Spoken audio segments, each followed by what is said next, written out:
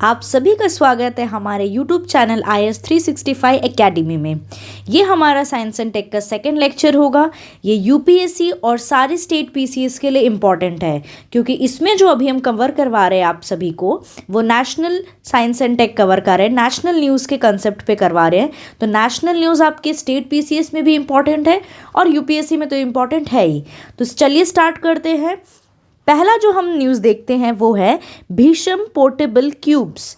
तो Bhishma portable cubes जो है ये इंडिया ने यूक्रेन को दिया है। अगर आप देखें तो यहाँ पे मैंने कुछ कटिंग्स लगाए हैं। Ministry of external affair Bhishm cubes to Ukraine, और द हिंदू में भी लिखा हुआ है भीषम क्यूब्स। तो ये हमारे लिए बहुत ही ज़्यादा इम्पॉर्टेंट हो जाएगा कि हम ये समझें कि भीषम क्यूब्स है क्या और ये किसको दिया गया है। ये एक बहुत बड़ा आपका एग्जाम में क्वेश्चन बन सकता है कि ये दिया किसको गया है। तो ये दिया गया है यूक्रेन को इंडिया के द्वारा। ठीक है, भीषम क्यूब्स क्या है, पहले इसका फुल फॉर्म देख लेते हैं। भारत हेल्थ इनिशिएटिव फॉर सहयोग हिता एंड मैत्री, ये इसका फुल फॉर्म है। ये एक तरीके का हेल्थ इनिशिएटिव है, समझिए आप इस चीज़ को। ये एक तरीके का हेल्थ इनिशिएटिव है जो इंडिया ने यूक्रेन को दिया है। ठीक है, इसको टेस्ट किसने किया है, तो Indian air force at Agra में टेस्ट किया है for air drops. Now consist of 72 small cubes with advanced medical equipment. तो मैंने पहले ही बताया, जो ये भीषम जो चीज़ है, ये भीषम क्यूब्स जो है, ये एक मेडिकल इक्विपमेंट है जो यूक्रेन को अभी जैसे वॉर वगैरह हुआ है तो उसके लिए, उसको मेडिकल ट्रीटमेंट के लिए, टैकल करने के लिए, इस वजह से इंडिया ने उनको ये भीषम क्यूब्स दिया गया है। ठीक है, और ये जो है इसके अंदर मेडिकल एडवांस टेक्नोलॉजी के साथ इसको दिया गया। इसके अंदर टोटल अंदर 72 स्मॉल क्यूब्स फिटेड है, जैसे कि that is radio frequency identification RFID tagged. ये एक्चुअली ये जो आइडेंटिफिकेशन है ये हमारा रेडियो वेव्स यूज़ किया जाता है, करता है। तो याद रखिएगा कि जो हमारा रेडियो फ्रीक्वेंसी आइडेंटिफिकेशन है ये हमारे भीषम क्यूब्स में यूज़ होता है। और ये जो आइडेंटिफिकेशन है ये किस वेव को यूज़ करती है, तो ये रेडियो वेव्स को यूज़ करती है। Cubes are robust, waterproof and light. जो हमारे क्यूब्स जो हैं, जो उस भीषम क्यूब, जो क्यूब का नाम, जो क्यूब्स है बाकी छोटे छोटे क्यूब्स, वो वाटरप्रूफ है, लाइट है। ऐसा नहीं कि पानी में और ख़राब होगी तो क्या मतलब है। तो उस तरीके से उसको बनाया गया है कि वो किसी भी कंडीशन में सस्टेन कर ले और लोग उसको बहुत इफेक्टिवली और एफिशिएंटली, मतलब बहुत अच्छे से उसको यूज़ कर ले। Integrated AI artificial intelligence and data analytics का भी इसके अंदर यूज़ किया गया है। ठीक है, नाउ अब आता है हमारा नेक्स्ट करंट अफेयर, वो है सॉइल नेलिंग। तो सॉइल नेलिंग नाम से यहाँ अगर आप देखिएगा तो मैंने एक फ़ोटो लगाया है जिसमें कि एक्चुअली ये सॉइल में नहीं, ये एक तरीके का नेलिंग करते हैं। एक्चुअली नेलिंग में क्या करते हैं कि बाकायदा ये एक तरीके का जियो टेक्निकल इंजीनियरिंग टेक्निक है। तो समझिए, एक जियो टेक्निकल इंजीनियरिंग टेक्निक है। जियो मतलब ज्योग्राफी, मतलब सॉइल क्या है, अर्थ का पार्ट है। तो उस हिसाब से उसके अंदर हम कुछ टेक्निकली चीज़ें करते हैं, तो उसी को बोल रहे हैं जियो टेक्निकल इंजीनियरिंग टेक्निक। इसमें क्या करते हैं, insertion of reinforcing element into the soil. कुछ इंसर्शन मतलब अंदर डालना, तो इंसर्शन ऑफ रीएनफोर्सिंग एलिमेंट, कुछ ऐसे एलिमेंट को हम अंदर डाल रहे हैं, कहाँ पे, सॉइल में। ठीक है, और इसी को बोलते हैं सॉइल नेलिंग। तो सॉइल नेलिंग के तुरंत बाद जो हम करते हैं वो हम करते हैं हाइड्रो सीडिंग। तो आप ये पूछिए कि मैम ये सॉइल नेलिंग करते क्यों हैं, क्या मोटिव है इसका। सॉइल नेलिंग जो हम करते हैं वो इसके पीछे कि अगर आप देखेंगे जो माउंटेनियस हिली एरियाज होती हैं वहाँ पे लैंडस्लाइड्स का जो वो है अकरेंस है वो बहुत ज़्यादा है। तो जिसके वजह से क्या होता है कि उसको प्रिवेंट करने के लिए ये एक नया टेक्नोलॉजी अपनाया है जिसको बोलते हैं सॉइल नेलिंग। अब इसके वजह से क्या होगा, सॉइल नेलिंग के वजह से क्या होता है कि सॉइल, जैसे ये सॉइल है, इस सॉइल में अगर हम कुछ नेल डाल रहे, नेल गड़ा रहे हैं, तो इसमें क्या होगा, यहाँ के जो आसपास मिट्टी है ये इसको पकड़ के रखेगी। समझ में आ गई, पकड़ के रखेगी तो मिट्टी, यहाँ ऊपर जो ये मिट्टी है ये लैंड स्लाइड नहीं करेगा, खिसकेगा नहीं नीचे।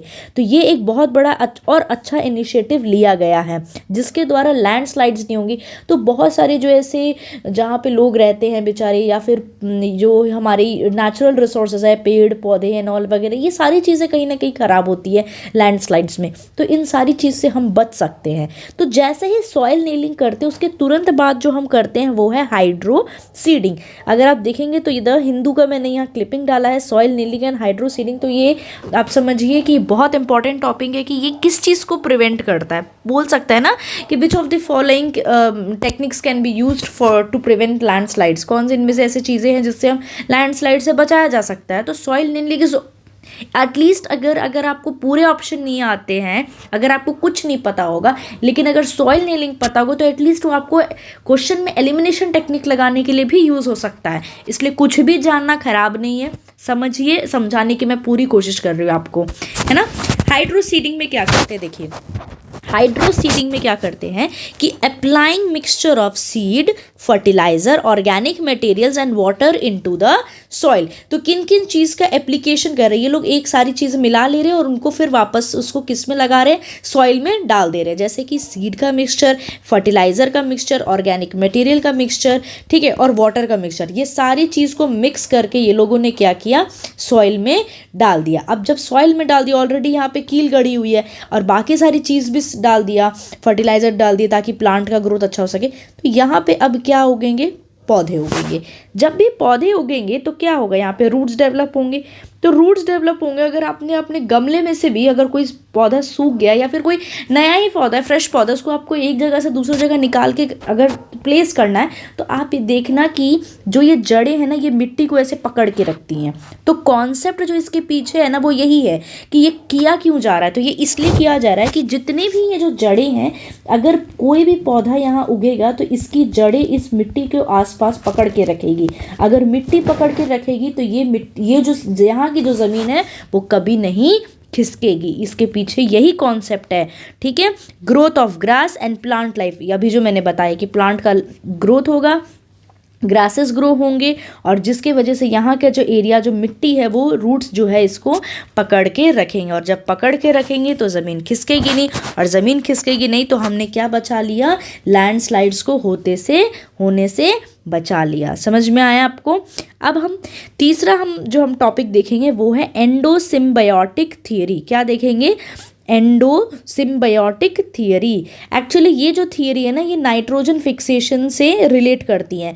अगर आप सोचोगे यार ये इतना सिंपल सा टॉपिक है नाइट्रोजन फिक्सेशन, ये कौन सी बड़ी चीज़ है, लेकिन क्या होता है ना, कभी कभी हमारे सिंपल चीज़ें हमारे दिमाग घुमा देती हैं। जैसे कि अगर आप देखोगे, ये एक क्वेश्चन आपको यूपीएससी 2022 में आया हुआ है, ये नाइट्रोजन फिक्सेशन प्लांट्स के बारे में पूछ रहा है।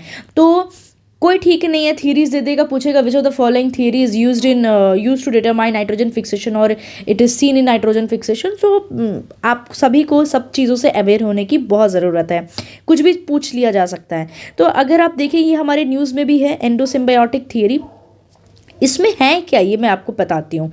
इसका थियरी क्या है, देखिए ये बोलता है कि सम यूकैरियोटिक सेल ऑर्गेनेली, कुछ ऐसे यूकैरियोटिक, पहले एक मिनट एक बात काम करते हैं, अपन यूकैरियोटिक और प्रोकैरियोटिक एक बार समझ ही लेते हैं, तब आपको समझ में आएगी कि वहाँ लिखा क्या है। देखिए ऑर्गेनिज्म दो बेसिस पे डिवाइड किया जाता है, एक होते हैं प्रोकैरियोट्स, एक होते हैं यूकैरियोट्स। तो प्रो मतलब क्या होता है, जैसे प्रो मैक्स, ये आजकल फ़ोन के टाइप्स निकल रहे हैं ना, प्रो मैक्स, ये मैक्स। तो प्रो मतलब एडवांस होता है, लेकिन ये लोग एडवांस नहीं है।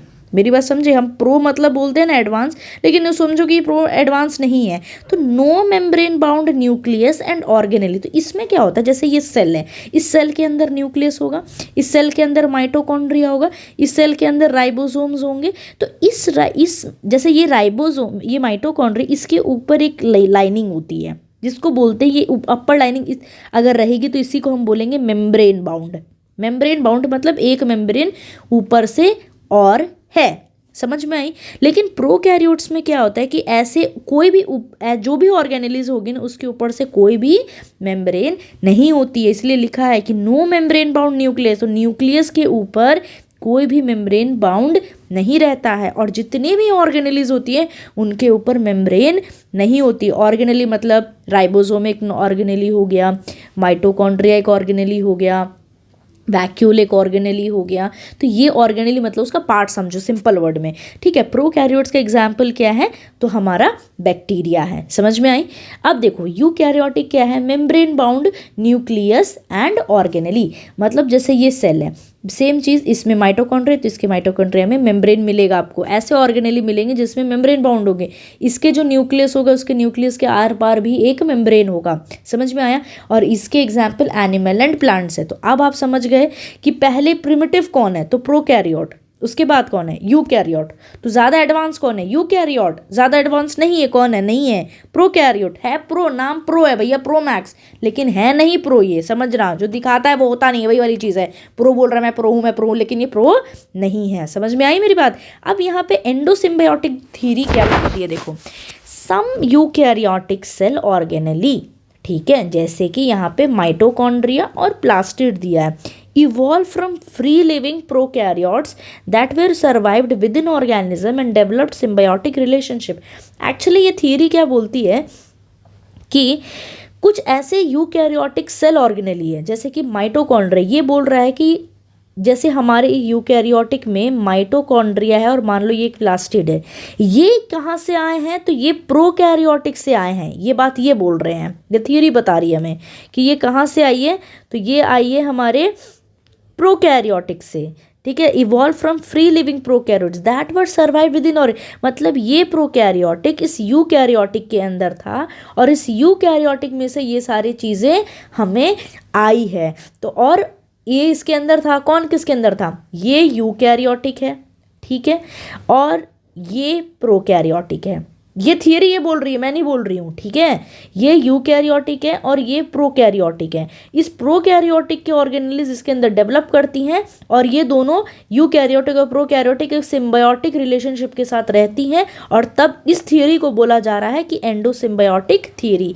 एक्चुअली इस थियरी से लोग जो साइंटिस्ट हैं, रिसर्चर्स हैं, वो ये बता रहे हैं कि इसी थियरी से नाइट्रोजन फिक्सेशन करवाया जा रहा है और किया जा रहा है। समझ में आई? तो सिम्बायोटिक रिलेशन का मतलब एक बार मैं आपको बता दूं कि सिम्बायोटिक का मतलब क्या होता है।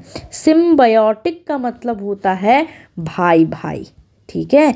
भाई भाई मतलब क्या, कि साथ रहते हैं, मिलजुल के रहते हैं, इसको बोलते हैं सिम्बायोटिक रिलेशनशिप। समझ में आई? मैंने आपको पिछले से पिछले लेक्चर में भी एक किसी चीज़ के लिए, लाइकेंस के लिए सिम्बायोटिक रिलेशनशिप समझाया था। अगर आपने वो लेक्चर नहीं देखा है तो कृपया वो लेक्चर देख लीजिए, ठीक है। अब आप बोलेगा कि इसमें ये जो एंडोसिम्बायोटिक थियरी है ये रिलेट किसको कर रहा है, तो ये नाइट्रोजन फिक्सेशन को कर रहा है। तो ठीक है, नाइट्रोजन फिक्सेशन क्या है कि नॉर्मल इजीली मैं बता देती हूँ, लेकिन अगर आपको इस पर एक डिटेल लेक्चर चाहिए या फिर कोई भी स्टैटिक चीज़ें अगर आपको लगती है कि मुझे समझ में नहीं आई है, तो आप बिल्कुल कमेंट डाउन करिए, तो वो हम स्टैटिक आपको समझा देंगे, ठीक है। नाइट्रोजन फिक्सेशन क्या है, converting gases nitrogen into useful chemical like NH3, NO3, NO2, ठीक है। अब मैं ये बताती हूँ कि इसमें ये नाइट्रोजन फिक्सेशन है क्या। नाइट्रोजन फिक्सेशन में क्या होता है, देखो जैसे ये पेड़ है, ठीक है, प्लीज़ ये पेड़ ही समझ लो आप लोग, है ना, ये रूट्स है, ये पूरा एटमॉस्फेयर है हमारा, ये एक मैंने एक डायग्राम बनाई, पूरा एटमॉस्फेयर है, ठीक है। इस एटमॉस्फेयर में गैसेज होंगे बहुत सारे, है ना, इस गैसेज में हमारे N2 है, लेकिन ये जो हमारे जो एटमॉस्फेयर में जो N2 है वो किस फॉर्म में है, N2 मतलब नाइट्रोजन डायटोमिक फॉर्म में है, ठीक है। अब यहाँ पे आप देखो कि ये जो प्लांट है, ये प्लांट्स न्यूट्रिएंट्स कहाँ से लेता है, सबको पता है भाई, सॉइल से लेता है, ठीक है। तो ये नाइट्रोजन सॉइल में कैसे फिक्स होगा, और क्या N2 के फॉर्म में कभी भी हमारा प्लांट N2 के फॉर्म में नाइट्रोजन नहीं लेता है। ये जो N2 है इस प्लांट के लिए वो अनअवेलेबल है, मतलब कोई मतलब नहीं तुम्हारे, अगर वो उसको एटमॉस्फेयर में कितना भी N2 के फॉर्म में नाइट्रोजन, उसको कोई घंटा फर्क नहीं पड़ता है। क्यों नहीं पड़ता है, क्योंकि वो उसको यूटिलाइज ही नहीं कर पाता ना, इसीलिए। तो इस N2 को वो क्या करता है, वो पहले अवेलेबल फॉर्म में कन्वर्ट करता है। किस फॉर्म में कन्वर्ट करता है, अवेलेबल फॉर्म में कन्वर्ट करता है। और अवेलेबल फॉर्म में कन्वर्ट करने के बाद जो अवेलेबल फॉर्म यहाँ पे एमोनिया के फॉर्म में हो सकता है, नाइट्रेट के फॉर्म में हो सकता है, नाइट्राइट के फॉर्म में हो सकता है, और इनको इस N2 को कन्वर्ट करता है इसके अंदर, और फिर ये प्लांट अंदर अपने अंदर लेता है nitrogen as an element.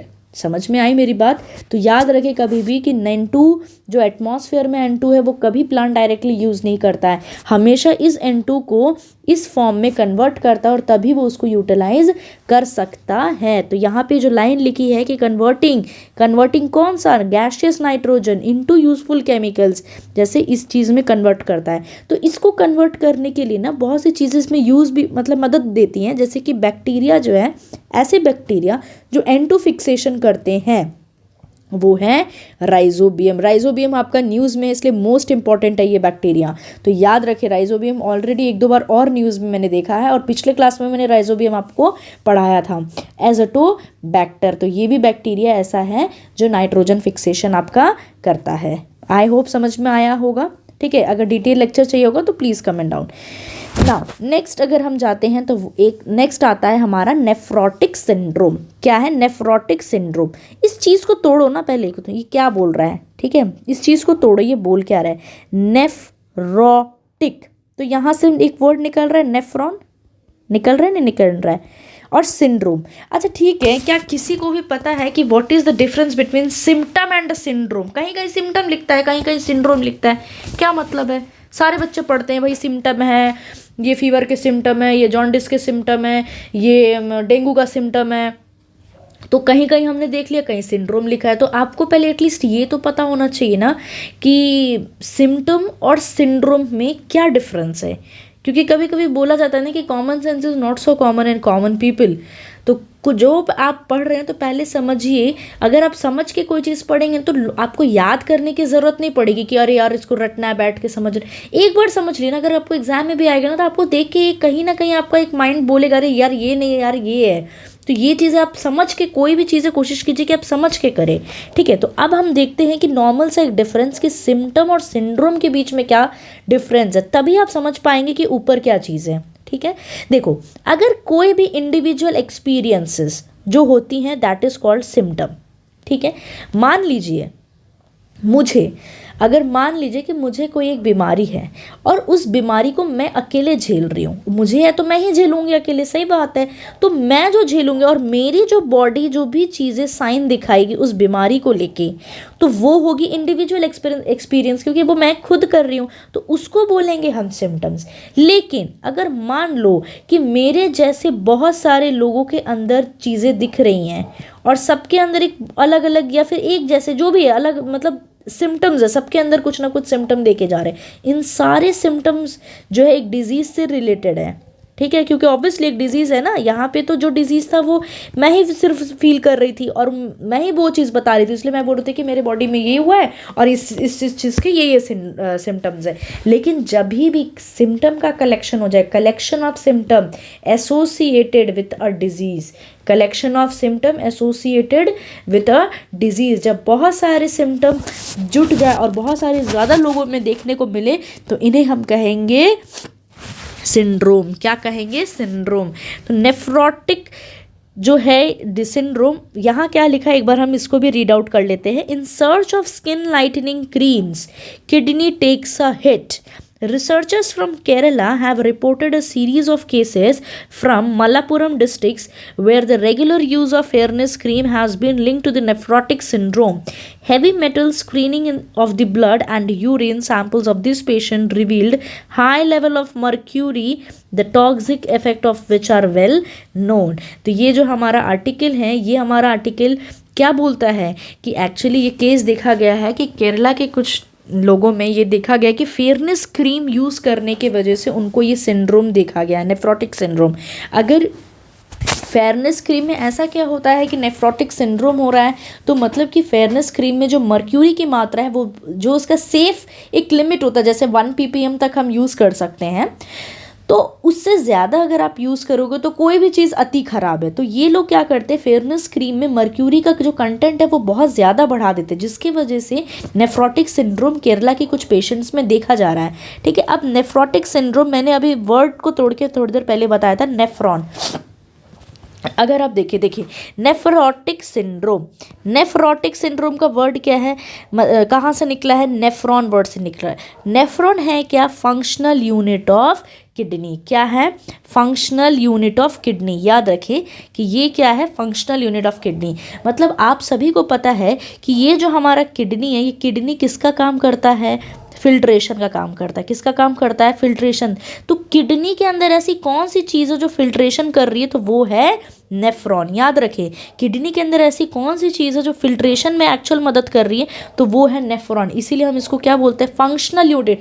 Kidney तो काम कर रहा है, लेकिन उसका सबसे स्मॉलेस्ट यूनिट जो उसमें सबसे अहम भूमिका निभा रहा है, दैट इज नेफ्रॉन। और इस सिंड्रोम के अंदर क्या होता है कि kidney are not working properly, kidney अच्छे से काम नहीं कर रहा होता है। ठीक है, अगर आपको एक चीज़ बताऊं यहाँ पे कि नेफ्रोटिक सिंड्रोम में ये आपका जो नेफ्रॉन है उसका प्लेस कहाँ है, तो यहाँ 1 मिनट आप रुकिए, मैं बता रही हूँ बस।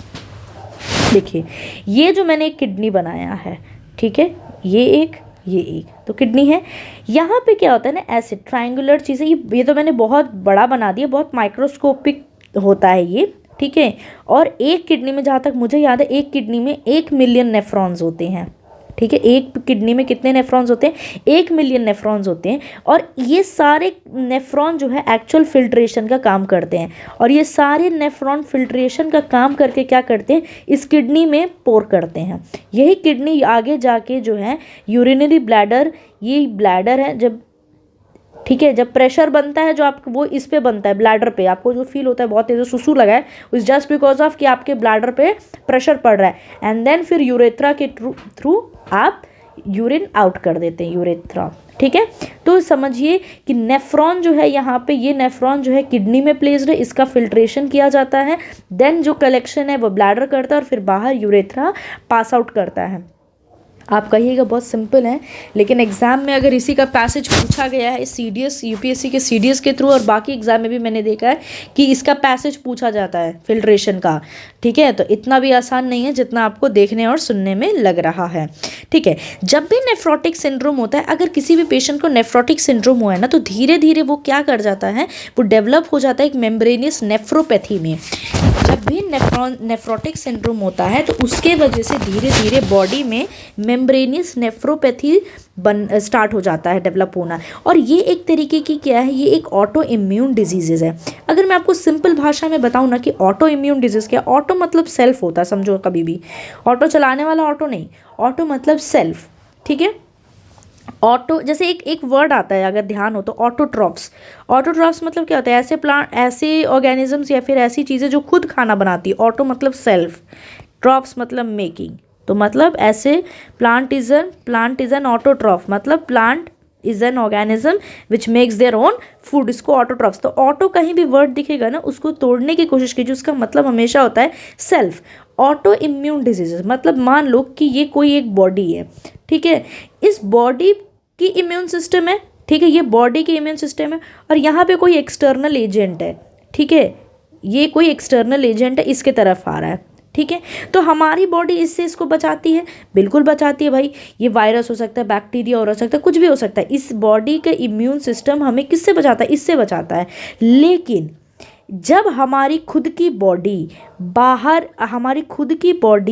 बाहर के एजेंट में, एक्सटर्नल एजेंट में और खुद की बॉडी में, सेल्फ में डिफ्रेंशिएट करना छोड़ दे, तो इसी को बोलते हैं ऑटो इम्यून डिजीज। मतलब हमारी बॉडी हमारे लिए ही लड़ रही, मतलब खुद के लिए ही लड़ने लग जाती है, खुद के सेल्स को मारने लग जाएगी, खुद के WBC को मारने लग जाती है। ठीक है, अगर WBC कम हो गया तो क्या हो गया, आपके लड़ने की क्षमता गिर गई। जैसे ही आपकी लड़ने की क्षमता गिर गई तो बाहर की चीज़ें आपको फटाक से अटैक कर जाएगी। समझ में आई मेरी बात। ऑटो इम्यून डिजीज मतलब खुद के इम्यून सिस्टम के अगेंस्ट ही जो है काम करने लग जाता है। ठीक है, आई होप समझ में आया होगा। आगे पढ़ते हैं, डॉपलर इफेक्ट। ठीक है, how does speed gun works. The Doppler effect is named after the Australian physicist Christian Doppler and relies on the simple concept of relative velocities. ठीक है, तो Doppler effect हमारा न्यूज़ में है। IMD yet to find its location of Doppler weather radar in Koziger Day. Now Doppler effect क्या है? Proposed by John Christian Doppler 1842 2 में, ठीक है। Refers to change in the wave frequency during relative motion. जब भी relative motion होता है, उन रिलेटिव मोशन के बीच में जो भी फ्रीक्वेंसी का चेंज है, उसी से उसको जो हम पता करवाते हैं, उसके चेंज में जो पता करवाते हैं, वो हम डॉपलर इफेक्ट से पता करवाते हैं। और फ्रीक्वेंसी की एसआई यूनिट क्या है बताइए, सबको पता होगा, वो क्या है, हर्ट्ज। क्या है, हर्ट्ज, HZ से भी रिप्रेजेंट करते हैं, ठीक है। फिनोमिनन ऑब्जर्व्ड, एक्चुअली इसमें जो फिनोमिना, इस डॉपलर इफेक्ट में जो फिनोमिना ऑब्जर्व किया जाता है वो देखा जाता है साउंड वेव और इलेक्ट्रोमैग्नेटिक वेव्स में भी। नाउ इसका एप्लीकेशन कहाँ है, एस्ट्रोफिजिक्स में और to check the over speeding of vehicles. तो एक्चुअली आपके न्यूज़ में इसी के कंसर्न से डॉपलर इफेक्ट मेंशन था कि अगर पूछ सकता है कि which of the following methods, which of the following criteria can be use to measure the over speeding of vehicles, तो वो हम कह सकते हैं कि Doppler effect is one of them. समझ में आया, ठीक है। अब नेक्स्ट जो है वो हम पढ़ते हैं lunar polar exploration mission, LUPEX, ठीक है। और ये किसके किसके बीच में है, तो ये इंडिया जापान के बीच में, किसके बीच में, इंडिया जापान के बीच में है, ठीक है। देखो नेक्स्ट मून मिशन, ठीक है, लूनार एक्सप्लोरेशन मेंशन्ड है आपके न्यूज़ में, मैं कहीं बाहर से नहीं पढ़ा रही हूँ, ठीक है। अब देखिए इसका एम क्या है, एक्चुअली जो ये लूनार एक्सप्लोरेशन मिशन है, ये इंडिया जापान के बीच में, सबसे पहली बात ये आप ध्यान रखिएगा, ये एक्चुअली यही स्टार पॉइंट है, ठीक है। लेकिन यूपीएससी वगैरह में क्या होता है ना कि थोड़ा सा स्टेटमेंट वाइज क्वेश्चन पूछता है, और स्टेटमेंट वाइज क्वेश्चन पूछने की वजह से क्या होता है ना, कुछ बेसिक चीज़ें आपको हाँ, तो ये स्टेटमेंट वाइज जो क्वेश्चन आता है उसके लिए ये इंपॉर्टेंट है, इसलिए हम थोड़ा सा अंदर इसके अंदर घुसेंगे, ठीक है। इसका एम क्या है, exploring moon for water and other resources. इसमें हम मून को एक्सप्लोर कर रहे हैं और खंगाल रहे हैं, इनके अंदर की चीज़ों को देख रहे हैं, समझ रहे हैं, पढ़ने की कोशिश कर रहे हैं। और मेनली ये वाटर को एक्सप्लोर करेगा और दूसरे भी बाकी जो रिसोर्सेज है वहाँ क्या मिलती है, उन सारी चीज़ को कहीं ना कहीं ये एक्सप्लोर करने का मिशन है। जापानीज स्पेस एजेंसी जो है वो जाक्सा, जो मेनली लूनार रोवर पे काम कर रही है, और इसरो जो है वो लैंडर पे काम कर रही है, क्योंकि आपको पता ही है कि ये जापान और इंडिया दोनों का बायलैटरल मिशन है एक तरीके का, जो जिसमें जापान काम कर रहा है लूनर रोवर पे और इंडिया काम कर रहा है लैंडर पे, ठीक है।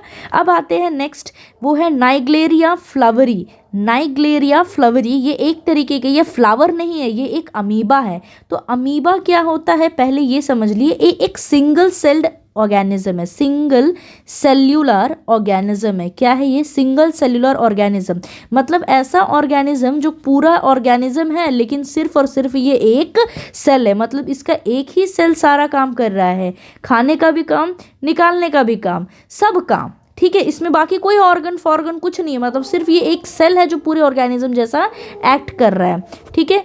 Thrives soil, warm fresh water, lake, hot springs, river. ये कहाँ कहाँ रहता है, ये सॉइल में, वार्म फ्रेश वाटर, लेक्स में, हॉट स्प्रिंग्स में और रिवर में, ठीक है।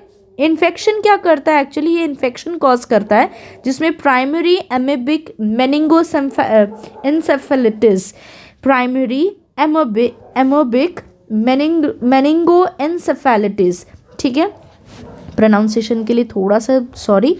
नाउ ये एक तरीके के क्या है, ब्रेन ईटिंग अमीबा। ये तो मैंने बता दिया कि ये अमीबा है, लेकिन ये एक्चुअली आपके अफेक्ट कहाँ करता है, ये आपके ब्रेन के टिश्यूज़ को अफेक्ट करता है और आपके ब्रेन के टिश्यूज़ को ये खाता है, और इसी वजह से ये जो है, जो भी ब्रेन के जो डिजीज़ेज़ हैं उनमें ये कहीं ना कहीं कॉज करता है ये अमीबा, ठीक है। तो मेन जो इसका ऑर्गन है, जो टारगेट ऑर्गन, वो क्या है, तो टारगेट ऑर्गन इसका है ब्रेन, ये याद रखिएगा, टारगेट ऑर्गन इसका क्या है, ब्रेन, ठीक है। नाउ एक आर्टिकल देखा था, looking to push up critical mineral supply, India seeks graphite mines in Sri Lanka. तो इसीलिए ग्रेफाइट क्या है, वो बहुत ज़्यादा इंपॉर्टेंट है हमारे लिए। ये एक तरीके का एलोट्रोप ऑफ कार्बन है। तो जो एलोट्रोप ऑफ कार्बन होता है, मतलब एलोट्रोप का मतलब क्या होता है, तो इस एलोट्रोप में क्या होता है, एलोट्रोप वर्ड का मतलब क्या होता है कि फिजिकल जो प्रॉपर्टीज़ होती हैं, फिजिकल प्रॉपर्टी वो डिफरेंट होती है, ठीक है, और केमिकल प्रॉपर्टी जो होती हैं वो सेम होती हैं। केमिकल प्रॉपर्टी क्या होती है, सेम होती है। तो याद रखिएगा, physical property different, chemical property same, ठीक है। यहाँ पे एक्चुअली ये जो ग्रेफाइट है हमारा अमॉन्ग 30 क्रिटिकल मिनरल्स के अंदर आता है। इसको हम प्लम्बैगो या फिर ब्लैक लेड भी बोलते हैं। गुड कंडक्टर ऑफ हीट और इलेक्ट्रिसिटी है। इसके एप्लीकेशन क्या है? EV battery making components, lubricants, pencil, pens. Lubricants वो होते हैं जो फ्रिक्शन कम करते हैं, ठीक है। जैसे ऑयल कैन बी, मतलब ऑयल को हम एज अ लुब्रिकेंट बोल सकते हैं, ठीक है। लुब्रिकेंट वो जो दो सरफेस के बीच में जो घिसते हैं ना चीज़ें, उसको और स्मूथ करती है, फ्रिक्शन कम करती है, ठीक है, लुब्रिकेंट्स। तो इन सारी चीज़ों को बनाने में हमारा ग्रेफाइट यूज़ होता है, ठीक है। तो मेन इसका ये है कि इसको क्या बोलते हैं, इसको ब्लैक लेड भी बोलते हैं, प्लम्बैगो भी बोलते हैं इसको। एलोट्रोप ऑफ कार्बन है। एलोट्रोप मतलब फिजिकल प्रॉपर्टी इसकी डिफरेंट होती है और केमिकल प्रॉपर्टी इसकी सेम होती है, ठीक है। नेक्स्ट जो आता है वो है गोल्डीन। Why researchers have created goldene, a sheet of gold that is only 1 atom thick? तो ना आपको अगर देखोगे तो आप अगर हेडलाइन से ही एक क्वेश्चन बन जाता है और हेडलाइन ही आपको बहुत कुछ बता देती है कि गोल्डन क्या चीज़ है। ये एक एटम है thick gold, 1 atom thick gold है, 1 एटम के जितना ये थिक गोल्ड है, ठीक है। इसको कैसे बनाया जाता है? एक्चुअली इसको सैंडविच किया जाता है। सैंडविच मतलब क्या होता है? एक ब्रेड, दूसरा ब्रेड, बीच में आलू, खीरा, गाजर, टमाटर जो रखना है रखो, सेको, खाओ, है ना। तो सैंडविच मतलब क्या होता है? जब 2 लेयर के बीच में कोई चीज़ को हम रखते हैं, ठीक है। तो वैसे ही यहाँ पे इसको जो बनाया जाता है गोल्डीन को, इसको सैंडविच किया जाता है silicon, sandwich silicon between carbide layer depositing gold, ठीक है। कार्बाइड लेयर के बीच में सिलिकॉन को रख के इसके ऊपर से पूरी गोल्ड प्लेटिंग की जाती है, ऊपर से गोल्ड को डिपॉजिट किया जाता है। अब इसका यूज़ क्या है? गोल्डीन जो है वो एज अ कैटलिस्ट यूज़ होता है इलेक्ट्रॉनिक इंडस्ट्री में। कैटलिस्ट क्या होता है? कोई भी ऐसी चीज़ जो किसी भी केमिकल रिएक्शन को, कोई भी ऐसी चीज़ जो किसी भी केमिकल रिएक्शन की जो स्पीड है उसको बढ़ा दे, स्पीड को बढ़ा दे, तो वो होता है कैटलिस्ट। तो ये इलेक्ट्रॉनिक इंडस्ट्री में जो है वो एक तरीके का कैटलिस्ट जैसा काम करेगा। CO2 कन्वर्शन, कार्बन डाइऑक्साइड का कन्वर्शन में यूज़ होगा, वाटर प्यूरिफिकेशन में यूज़ होगा और हाइड्रोजन जनरेशन में यूज़ होगा। अगर आपको पता हो कि आज के डेट में जितने भी चीज़ें हैं, हम वाटर प्यूरिफिकेशन के लिए बहुत काम करते, बहुत RO लगाते हैं, ये सारी चीज़ें लगाते हैं। वो लोग बोलते हैं कि इसमें जिंक प्लेटिंग है, तो इसमें सिल्वर प्लेटिंग है, इसमें प्लैटिनम प्लेटिंग है। ये जो बोलते हैं ना कि ये लोग प्लेटिंग इसमें है, इसका बोलने का मतलब क्या है कि अगर आप इसका मैं ये जो है ना, ये कहीं ना कहीं हमारे बैक हिस्ट्री से ही लिया गया है। पहले अगर आप देखोगे तो लोग ना पहले घड़े के बर्तन में पानी रखे, जैसे गर्मी में क्या होता है कि हम घड़े मटके का पानी पीते हैं। मटके का पानी पीने के पीछे पता है क्या? इसके अंदर जो पानी होता है ना वो अल्कलाइन इन नेचर होता है, जो हमारे बॉडी के फंक्शनिंग के लिए बहुत अच्छा होता है, ठीक है। और अगर आप इस मटके में लोग क्या करते हैं कि एक चांदी का सिक्का हो गया या फिर एक कॉपर मतलब तांबा का कोई चीज़ इसमें डाल दिए, तो क्या हुआ? ये तांबा की जो तांबा की जो चीज़ है वो भी कहीं ना कहीं इसके अंदर पानी के अंदर निकल रही है। सिल्वर की चीज़ें जो इसके अंदर, जो उसके मिनरल्स है, कुछ उसके जो गुड इफेक्ट्स हैं वो इसके अंदर निकल रहे हैं, और फिर हम उसको कंज्यूम कर रहे हैं, तो वो पानी को और ज़्यादा अल्कलाइन कर देता है। तो जितना ज़्यादा पानी अल्कलाइन होगा हमारी बॉडी के लिए वो उतना ही ज़्यादा हेल्पफुल होगा। डाइजेशन में ले लो, स्किन के लिए बहुत अच्छा है, बॉडी के लिए बहुत अच्छा है, ओवरऑल बॉडी के लिए बहुत अच्छा है, ठीक है। तो ये सारी चीज़ें हैं आपको समझनी थी। नाउ नेक्स्ट जो चीज़ है वो हम देखेंगे AI एजेंट। AI एजेंट क्या है? What is an AI agent? The computer science of the next wave of AI tool. मतलब ये नेक्स्ट जनरेशन है, जो भी हमारे AI टेक्नोलॉजी है उसका ये एक तरीके का दूसरा रूप है, जिसमें कि अगर आप यहाँ पे एक हेडलाइन देखोगे तो India AI and Microsoft join hands to harness artificial intelligence potential for inclusive development and economic transformation. इसमें गूगल ने भी कहीं ना कहीं हाथ मिलाया है, ये इसमें नहीं लिखा है लेकिन मैं आपको अलग से बता रही हूँ, ठीक है। अब ये AI एजेंट होता है क्या? ये एक तरीके का रियल टाइम मल्टी मोडल, चाहे वो टेक्स्ट के फॉर्म में हो या इमेज के फॉर्म में हो या फिर वॉइस के फॉर्म में हो, ये इंटरैक्ट करता है किसके साथ? लोगों के साथ, ह्यूमंस के साथ, like ChatGPT, GPT 4.0 by OpenAI, project Astra by Google. तो इस प्रोजेक्ट के थ्रू, जो गूगल के थ्रू है, उन्होंने ये AI एजेंट बनाना स्टार्ट किया है, ठीक है। नाउ ये एक्सक्यूज मी, ये एआई एजेंट क्या करता है, perceive their environment by sensor. तो ये जो भी चीज़ें जो ये रिएक्ट करते हैं, ये जो रिएक्ट करते हैं, ये रिएक्ट अपने सेंसर के थ्रू करते हैं, इनमें सेंसर लगा होता है और ये फिर एनवायरनमेंट में जो भी हलचलें होती है उसको रिएक्ट करके इनका रिएक्शन निकलता है। और प्रोसेस कैसे करते, कोई भी चीज़ इनके पास आई उसको ये पहले क्या करेंगे, एल्गोरिदम या फिर एआई मॉडल के थ्रू उसको प्रोसेस करते हैं, उसको चीज़ें सिंप्लीफाई करते हैं और तब जो भी उसका रिएक्शन है वो देते हैं। Can be used in various sector, जैसे हेल्थ केयर में यूज़ कर सकते हैं, फाइनेंस में, लॉजिस्टिक में, जैसे बहुत सी चीज़ें हैं कि कहीं पे ये न्यूज़ देखा गया था कि जो गूगल के द्वारा एक ऐसा एआई एजेंट बनाने की कोशिश की जा रही है जो स्किन कैंसर को कहीं ना कहीं डिफीट करे। ठीक है, तो ये हेल्थ केयर, फाइनेंस में, रिकॉर्ड्स वगैरह रखने में बहुत ज़्यादा एफिशिएंसी ये कैरी करता है और टाइम भी जो कंज्यूमिंग है ना वो बहुत कम करता है, इसलिए इसका आज के डेट में बहुत ज़्यादा डिमांड है और इस पे लोग काफ़ी काम भी कर रहे हैं। नेक्स्ट जो हम देखेंगे वो है world organisation for animal health. एक हेडलाइन मिली है, government of India and world organisation for animal health WOAH collaborates to strengthen one health approach for pandemic preparedness. Actually ये ऑर्गेनाइजेशन जो है वो एनिमल के हेल्थ केयर पे बात करती है। अगर हम इसको अच्छे से और देखें तो ये फाउंड किया था 1924 as office international des epizooties, but 2003 adopted as, पहले ये इस फॉर्म में था और लेकिन 2003 में इसको WAOH के फॉर्म में इसको अडॉप्ट किया गया। ये एक तरीके का इंटर गवर्नमेंटल ऑर्गेनाइजेशन है डिसिमिनेटिंग इंफॉर्मेशन ऑन एनिमल डिजीज। देखो जो भी एनिमल डिजीज हैं हो रहे हैं या हुए हैं उन सारी चीज़ों पे इंफॉर्मेशन जो है ये ऑर्गेनाइजेशन प्रोवाइड करती है, फोकसिंग, और इनका मेन जो फोकस ये होता है कि कैसे हमें एनिमल्स की हेल्थ को ग्लोबली इम्प्रूव करना है और जो भी रिस्क उनकी हेल्थ पे आ रही है उसको एनालाइज करके उसके जो भी रिस्क है उसके रिस्क मैनेजमेंट करना है और रिस्क असेसमेंट करना है। रिस्क असेसमेंट मतलब पहले रिस्क को पता करना है, फिर उसको एनालाइज करना और फिर उसको मैनेज करना। तो ये सारी चीज़ें जो है ये ऑर्गेनाइजेशन कर रही है।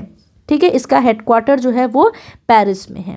ठीक है, नेक्स्ट क्या है, देखो, Covishield plea in supreme court for pro panel for vaccine risk factor. The petition in the apex court comes after pharmaceutical company AstraZeneca, ये याद रखना कि कौन सी फार्मास्यूटिकल कंपनी जो थी वो रिलेटेड थी, AstraZeneca admission in UK court document that is vaccine against COVID-19 has the potential to cause thrombosis with thrombocytopenia syndrome. Actually ये क्या बोल रहा है आर्टिकल कि COVID-19 के वैक्सीन के वजह से बॉडी में कहीं ना कहीं हमें थ्रोम्बोसिस और थ्रोम्बोसाइटोपेनिया सिंड्रोम होने के चांसेस लोगों में दिख सकते हैं, ये बोल रहा है। और ये कौन बोल रहा है, तो एक फार्मास्यूटिकल कंपनी के द्वारा बोला गया है। लेकिन वो सारी चीज़ें हमारे लिए इंपॉर्टेंट नहीं, इंपॉर्टेंट जो है वो ये है कि थ्रोम्बोसाइटोपेनिया सिंड्रोम है क्या। तो एक एक्चुअली थ्रोम्बोसाइटोपेनिया है, ये थ्रोम्बो वर्ड है, थ्रोम्बोसाइट, ये साइट अगर इतना मैं छुपा दूँ, इतना छुपा दूँ मैं, OPNA छुपा दूँ तो ये थ्रोम्बोसाइट दिख रहा है आपको। थ्रोम्बोसाइट क्या होता है, देखो प्लेटलेट्स को हम थ्रोम्बोसाइट भी बोलते हैं, प्लेटलेट्स को हम क्या बोलते हैं, थ्रोम्बोसाइट भी बोलते हैं। और प्लेटलेट्स का मेन फंक्शन क्या है कि to prevent and stop bleeding. मान लो ये कोई टिश्यू है, इस टिश्यू में से कहीं कट लग गया और इसके थ्रू जो है ये ब्लड बाहर निकल गया, अगर ये निकलते रहेगा तो पूरा बॉडी का ब्लड निकल जाएगा। लेकिन इस चीज़ को जब हमें सब कहीं ना कहीं बच्चे में गिरे या अभी भी गिरते हैं, ठीक है, चोट लगती है, थोड़ी देर बाद आप देखोगे कि वो कहीं ना कहीं वो वहाँ पे जम जाता है, ब्लीडिंग रुक जाती है। तो इसी को बोलते हैं, यहाँ पे किसने काम किया है, प्लेटलेट्स ने काम किया, स्टॉप ब्लीडिंग को कहीं ना कहीं ये स्टॉप करता है। तो ये जो थ्रोम्बोसाइटोपेनिया जो अभी हम पढ़ेंगे वो मेनली इस प्लेटलेट से रिलेटेड है, इसलिए मैंने ये पहले वर्ड बता दिया आपको कि ये मीनिंग क्या है। और सिंड्रोम का मतलब पता ही आपको, मैंने ऊपर बता दिया है। Vaccine induced immunity, vaccine induced मतलब वैक्सीन देने की वजह से कुछ चीज़ें हो रही है बॉडी में, ठीक है, इसलिए वैक्सीन इंड्यूस्ड इम्यून है। It occurs when a person has a blood clot, ठीक है, अगर ये कब होता है, together with low platelet count. अगर देखो किसी भी आदमी में प्लेटलेट काउंट्स क्या है, बहुत ज़्यादा कम है, और प्लेटलेट्स काउंट कम होने की वजह से इसको हम क्या बोल रहे हैं, थ्रोम्बोसाइटोपेनिया। ठीक है, क्या बोल रहे हैं, थ्रोम्बोसाइटोपेनिया। रेयर कंडीशन क्या होता है, एक्चुअली ये clotting formed in the unusual places. ये क्या होता है कि क्लॉटिंग जो बने, तो क्लॉटिंग मतलब होता है थक्का, थक्का बन जाना। तो ये जो थक्का बन रहा है ना, ये अनयूजुअल प्लेसेस, मतलब अजीबोगरीब प्लेसेस पे हो रही हैं। जैसे कि ब्रेन में बन जा रहा है, आर्टरीज में बन जा रहा है, लंग्स में बन जा रहा है, एब्डोमेन में बन जा रहा है। तो अगर वहाँ पे थक्का बन गया तो जो आपके ब्लड का जो एक रेगुलर फ्लो होना चाहिए कहीं ना कहीं वो रेस्ट्रिक्ट हो गया। जब ब्लड का फ्लो रेस्ट्रिक्ट हो गया तो यहाँ पे क्या बन जाएगा, प्रेशर बन जाएगा। जैसी प्रेशर बन जाएगा तो ये दूसरी चीज़ें होने की आपकी कंडीशन बन जाती है। ठीक है। सिम्टम्स क्या, difficult in breathing, chest pain and swelling. एक नॉर्मल से एक चीज मैं क्राइटेरिया आपको बता रही हूँ कि कैसे वर्किंग करता है। देखो, मान लो कि ये कोई ब्लड वेजल है, ठीक है, कोई ब्लड की नाली है। इस नाली में मान लो कि ये थक्का बन गया यहाँ पे, ठीक है, ये एक और नाली बनाती है और नॉर्मल नाली है, ठीक है, नॉर्मल ब्लड वेजल है और ये अफेक्टेड वाला है। ठीक है, इसमें क्या हो रहा है कि जो भी ब्लड पास कर रहा है ना, बहुत आराम से कर रहा है, देखो बहुत आराम से कर रहा है। लेकिन अगर ये यहाँ पे एक थक्का बन गया तो क्या हो गया, जो भी ब्लड आएगा अब इसको थोड़ा दिक्कत होगा ना, मतलब इसके लिए क्या हुआ, ये इतना ही एरिया बचा नहीं बचा। तो ये क्या हुआ, कहीं ना कहीं ये क्या धीरे धीरे कम कर रहा है, इसके ब्लड को, फ्लो को कम कर रहा है कि नहीं कर रहा है। तो कम करने के वजह से क्या हो रहा है यहाँ पे कि ये कहीं ना कहीं आपके दूसरे डिजीज़ को जन्म देने की कोशिश कर रहा है और आपकी बॉडी की फंक्शनिंग कहीं ना कहीं ख़राब कर रहा है। तो थ्रोम्बोसाइटोपेनिया सिंड्रोम एक्चुअली जो है वो आपका वैक्सीन इंड्यूस्ड है। ठीक है, और ये तब होता है जब लो प्लेटलेट्स काउंट कम होते हैं, प्लेटलेट काउंट्स हमारी बॉडी में कम होते हैं। ठीक है, अब आज का लेक्चर हम यहीं बंद करते हैं, क्योंकि बाकी जो भी चीज़ें हम नेक्स्ट लेक्चर में करेंगे।